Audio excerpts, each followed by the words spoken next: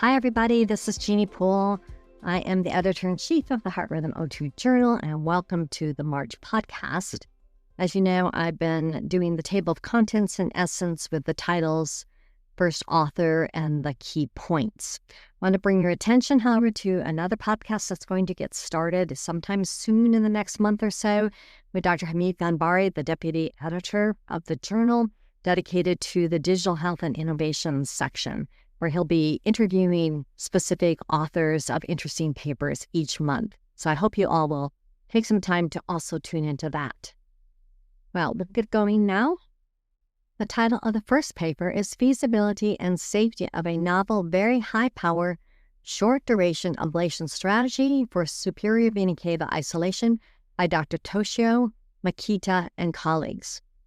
The first key finding is that ablation for superior vena cava isolation at 70 watts per 4 seconds resulted in shorter procedural times, lower total radiofrequency energy, and shorter radiofrequency duration than conventional 30 to 40 watts, middle power, middle duration ablation.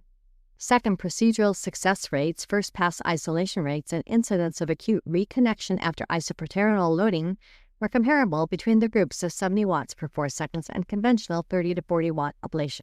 And finally, no major complications were observed in either group, thus confirming that the 70 watts 4-second ablation can be safely applied even to the lateral segments of the superior vena cava, which are associated with a risk of phrenic nerve injury. Next up is a paper titled First in Human Experience for Cardiac Arrhythmia Mapping Using a Novel Ultra-High-Density Globe-Shaped Catheter from the Multi-Center Cosmos Study. The first key finding is that ClaraSense is a novel ultra-high-resolution mapping system that consists of a 100-electrode deflectable bidirectional basket-shaped high-density mapping catheter with true reference electrodes. Second, in the Cosmos first-in-human study, pre-ablation electroanatomic mapping was achieved using the study catheter alone. Third, only one device-related serious adverse event was reported. And fourth, physician feedback indicated that the mapping catheter met or exceeded their expectations for deployment, maneuverability, and signal quality, with physicians citing the reduced arrhythmogenicity of the catheter design as a particular benefit relative to other devices. The title of the next paper is Transthoracic Signs of Left Atrial Cardiomyopathy Predict Presence of Left Atrial Thromboembolic Substrate by Dr. Athanasios Freitas and colleagues. The first key finding is that left atrial strain was the only independent transthoracic echocardiographic predictor of left atrial thromboembolic substrate, or LATS. Each 1% increase in LAS was associated with an 18% reduction in the odds of LATS, odds ratio 0.819, p-value less than 0.001. Adding LAS to a clinical-only model significantly improved discrimination for LATS, area under the curve, 0.91 versus 0.86, p-value less than 0.001. In the low-risk atrial fibrillation flutter cohort, 34.4% had LATS and 8.9% had sludge or thrombus, despite meeting guideline-based low-risk criteria. LAS demonstrated superior diagnostic accuracy compared with conventional left atrial volumetric parameters, left atrial volume index max, left atrial volume index min, and left atrial emptying fraction across all rhythm categories. Finally, assessment of left atrial cardiomyopathy by a TTE could improve patient selection for transesophageal echocardiography before elective rhythm control procedures.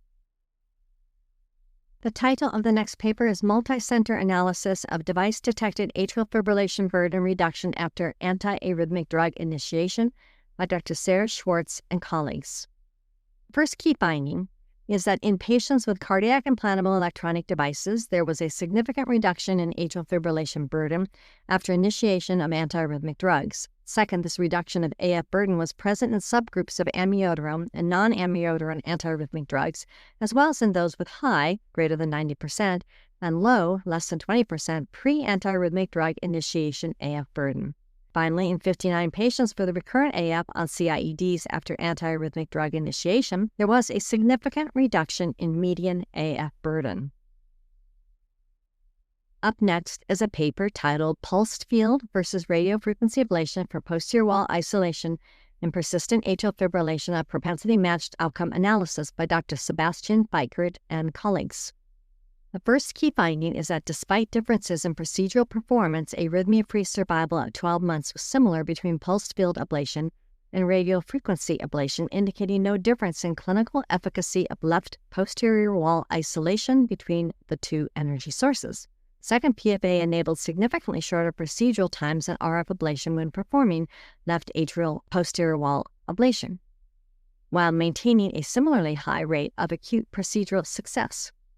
And finally, both PFA and RF ablation demonstrated low complication rates and high feasibility for achieving left atrial posterior wall isolation in patients with persistent atrial fibrillation and posterior wall low voltage substrate. The title of the next paper is Evaluation of the Risk of Hemolysis Using the Circular Array Pulsed Field Ablation Catheter in the Management of Atrial Fibrillation by Dr. Deepti Ranganathan and colleagues. The first key finding is that pulsed field ablation for atrial fibrillation is associated with acute, predominantly mild intravascular hemolysis, as reflected by acute elevation in plasma-free hemoglobin. Second, ablation using the circular array PFA catheter resulted in lower plasma-free hemoglobin levels than a small cohort treated using the pentaspline catheter. Third, immediate post-procedural plasma-free hemoglobin measurements provide a sensitive marker for acute hemolysis, although delayed clinical effects cannot be assessed without longer follow-up. The title of the next paper is Reduction in New-Onset Device-Detected Atrial Fibrillation, a prospective two-center study comparing left bundle branch pacing with conventional right ventricular pacing by Dr. Javier Ramos Maqueda and colleagues. First key finding is that the incidence of new-onset device-detected atrial fibrillation lasting greater than 6 minutes was lower in the left bundle branch pacing group than in the right ventricular pacing group after a prospective 24-month follow-up period. After adjusting for confounding factors that could increase the risk of new-onset AF lasting greater than 6 minutes, age, sinus node disease, and left atrial enlargement were associated with an increased risk, whereas left bundle branch pacing was the only modifiable predictor of a reduced risk. Next, in patients with ventricular pacing equal to or greater than 20%, left bundle branch pacing acted as a protective factor against the risk of new-onset AF greater than 6 minutes compared with right ventricular pacing. However, in patients with ventricular pacing less than 20%, there were no significant difference between left bundle branch pacing and right ventricular pacing. Next, left bundle branch pacing behaved as the only modifiable protective factor for new-onset AF that could determine the need for permanent oral anticoagulation, that is, AF lasting greater than 24 hours. And finally, after adjusting for confounding factors, age and male sex were independently associated with a higher risk of new-onset AF lasting greater than 24 hours, whereas left bundle branch pacing was associated with a lower risk. Up next is a paper titled Laser versus Rotational Transvenous Lead Extraction, a systematic review and meta-analysis of procedural safety and efficacy outcomes by Dr. Alphonsus Liu and colleagues. The first key finding is that this is a meta-analysis that incorporates contemporary transvenous lead extraction registries such as Gallery and ProMed. Second, there is no statistically significant difference in procedural death, major complications, and minor complications between laser TLE and rotational TLE. Both laser and rotational transvenous lead extraction had similar complete procedural and clinical success rates. Next, laser transvenous lead extraction had higher aggregated superior vena cava laceration rates than rotational transvenous lead extraction, but this was not statistically significant. And finally, low-volume centers were associated with a higher risk of procedural death than high-volume centers. The title of the next paper is Difference in the Efficacy of Atrial Anti-Tachycardia Pacing for Suppression of Ventricular Arrhythmias by Dr. Nobuhiko Ueda and colleagues. The first key finding is that patients with cardiac resynchronization therapy with a defibrillator, or CRTD, with available reactive atrial antitachycardia pacing had a significantly lower risk of ventricular arrhythmias than did patients with an implantable cardiac defibrillator. Second, the use of reactive ATP was an independent predictor of freedom from ventricular arrhythmias amongst patients with CRTD. Third, the R-ATP group had a significantly lower prevalence of patients with ventricular arrhythmias relative to atrial tachyarrhythmias amongst patients with CRTD.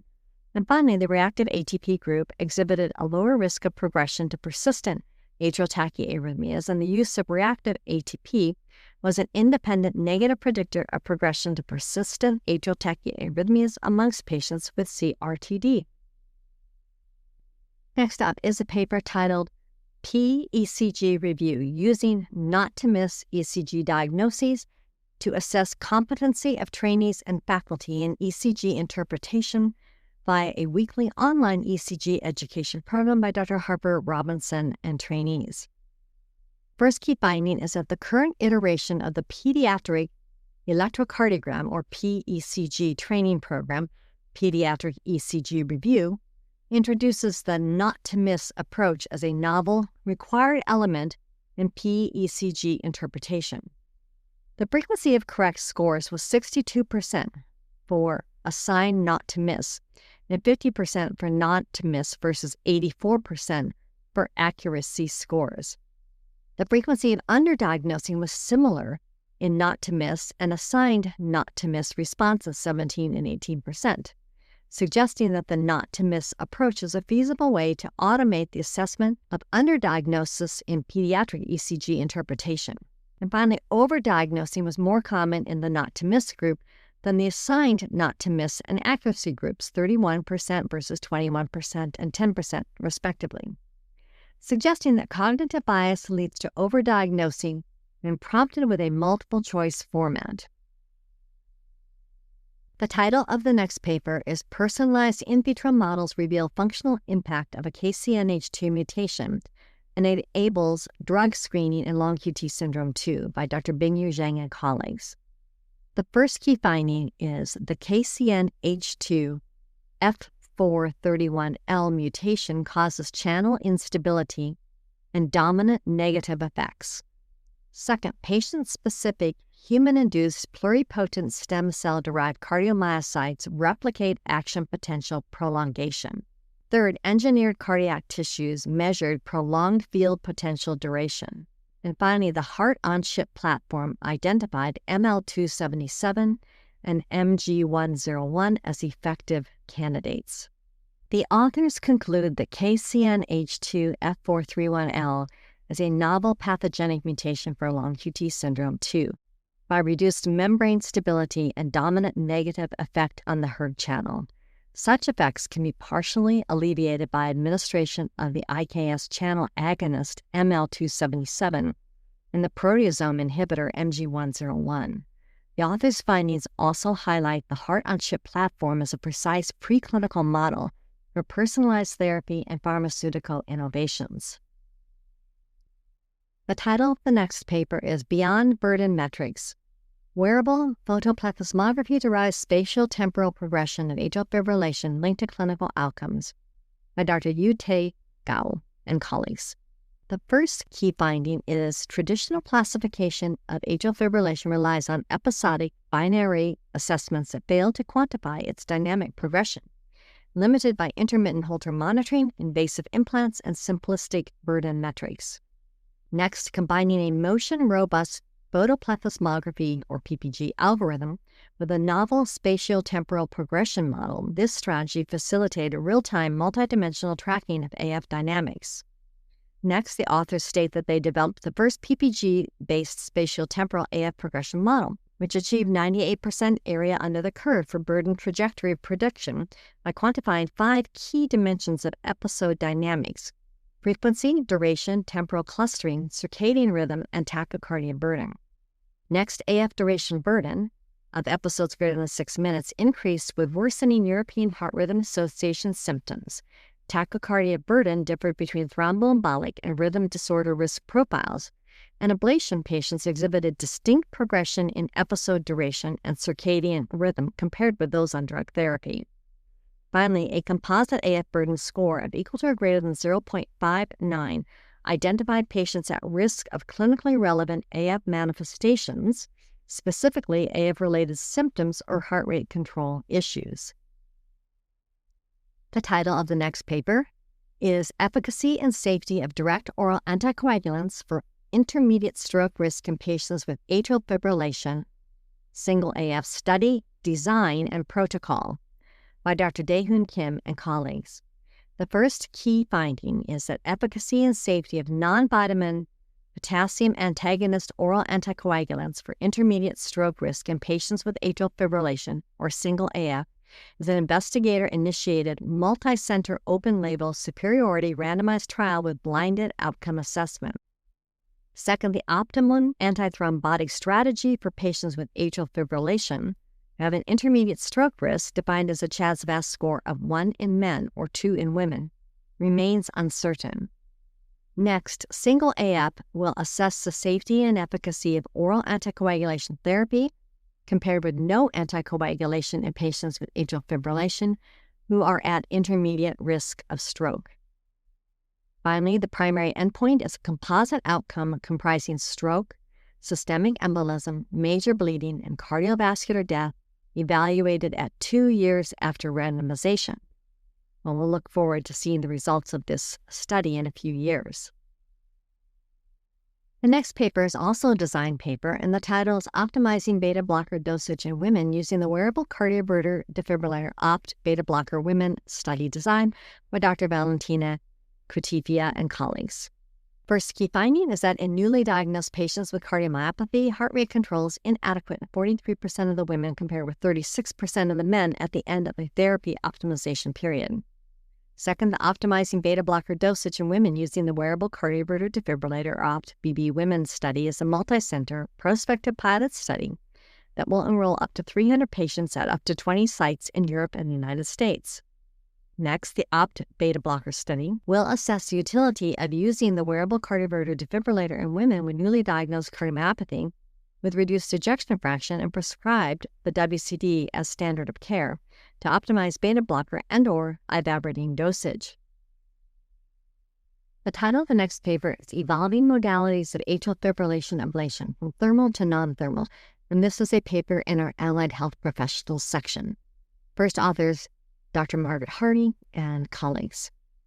The first key finding is that pulsed field ablation uses a non-thermal versus thermal approach, radiofrequency ablation or cryoablation, for obtaining myocardial cell death, which is referred to as irreversible electroporation treatment of atrial fibrillation. Second, electroporation is the process whereby an electrical field of sufficient energy disrupts the transmembrane resting potential, leading to increased cell membrane permeability and the formation of aqueous pores in its lipid bilayer. The external electrical energy field disrupts the cell transmembrane resting voltage, causing membrane structural and molecular changes that lead to increased cell membrane permeability.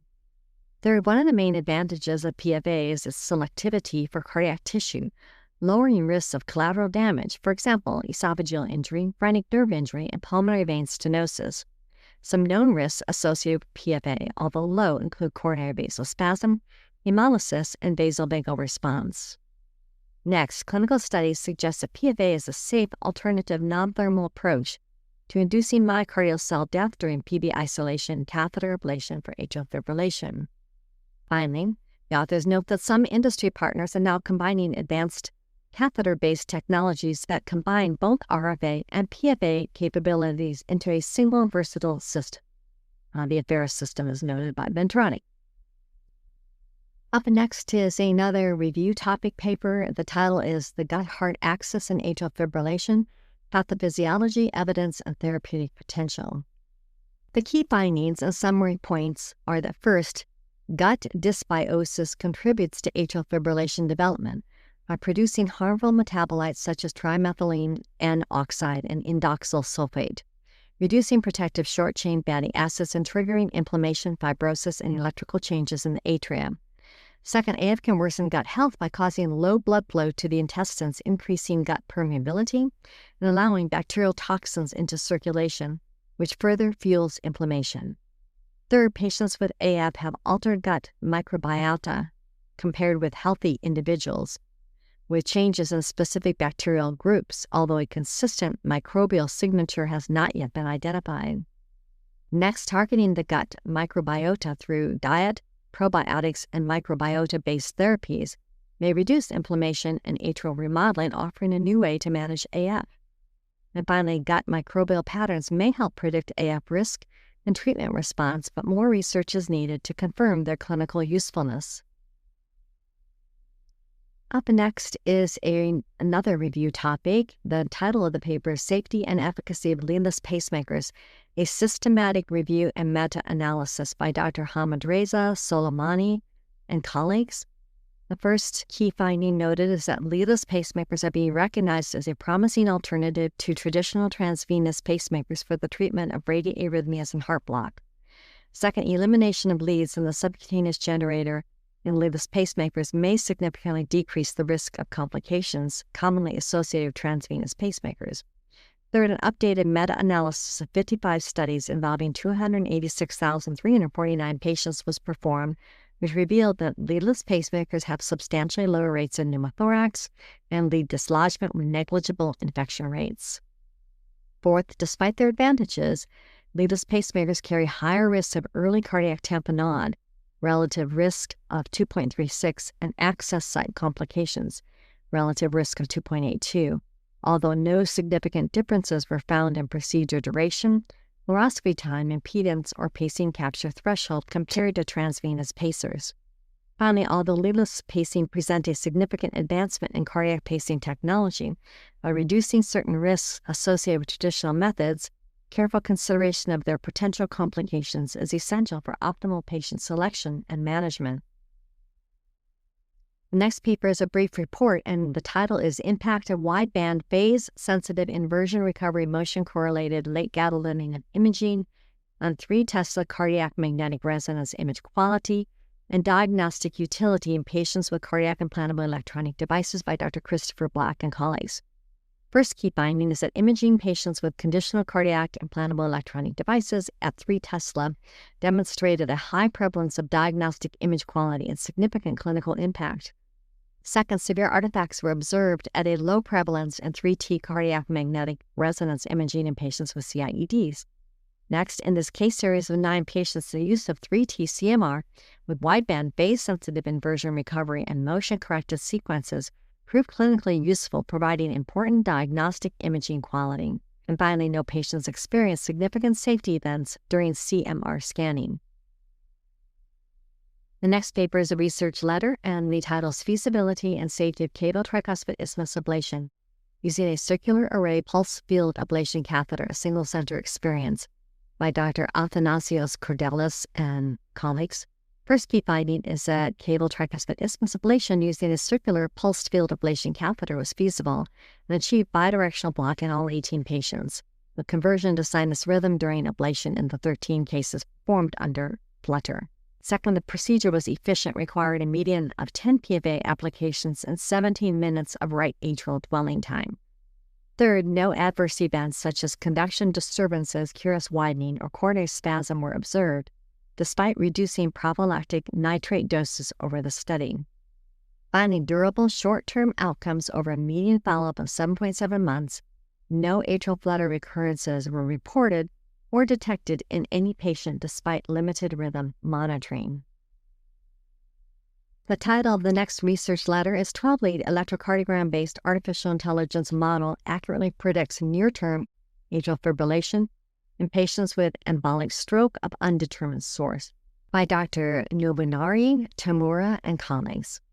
First key finding is that the ResNet34-based artificial intelligence model accurately identified patients with embolic stroke of undetermined source at high risk of developing clinically significant atrial fibrillation lasting greater than 1 hour within a short term of 1 month's follow-up using only sinus rhythm electrocardiograms.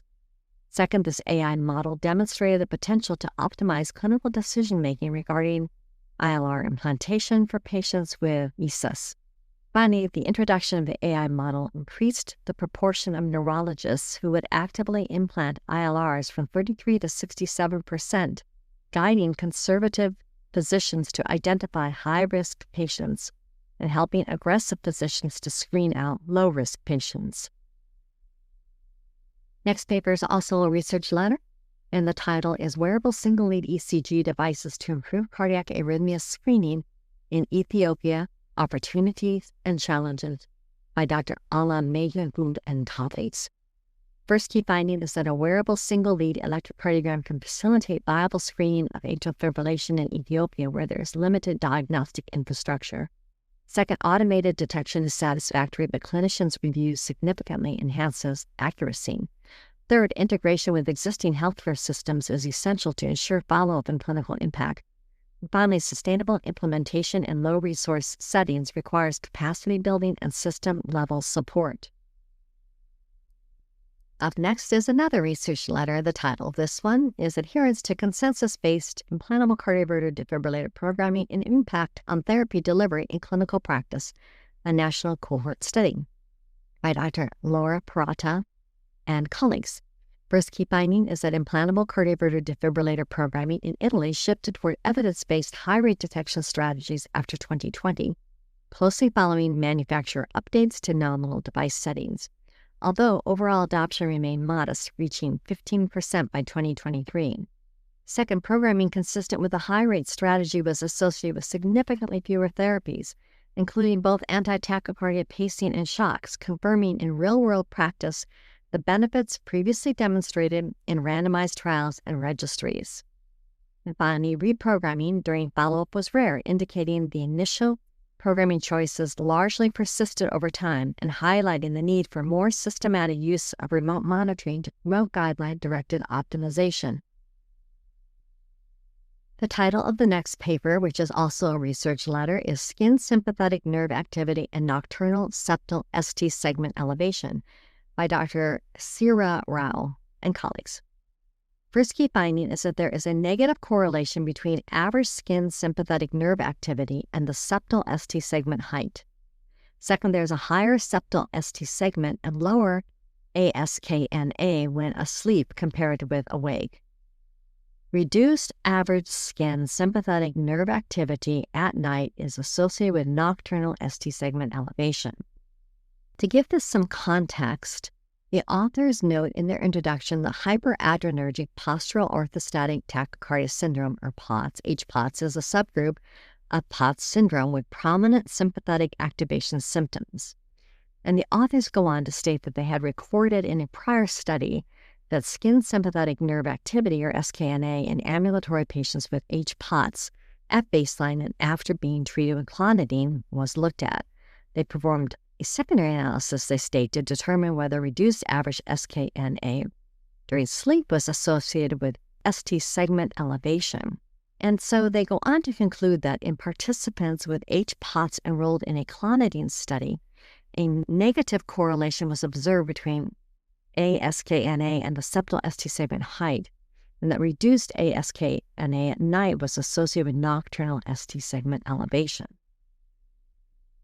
The final paper, which is a research letter in this issue, is titled Attitudes Toward the Use of Technology Amongst Patients with Atrial Fibrillation by Dr. Abdallah El-Shafei. The key findings for this paper are that first, most patients with atrial fibrillation on social media use smart devices with electrocardiographic capability. Second, patients with AF on social media who use smart devices have good experiences with them, and most would recommend them to others. And finally, the main barriers to adoption are technological literacy and the cost of operation. Well, the remainder of this issue includes letters to the editor and responses from the authors to letters to the editor on prior published papers. So I would like to take this moment to thank you all for listening to the March podcast, and we will be here again for April.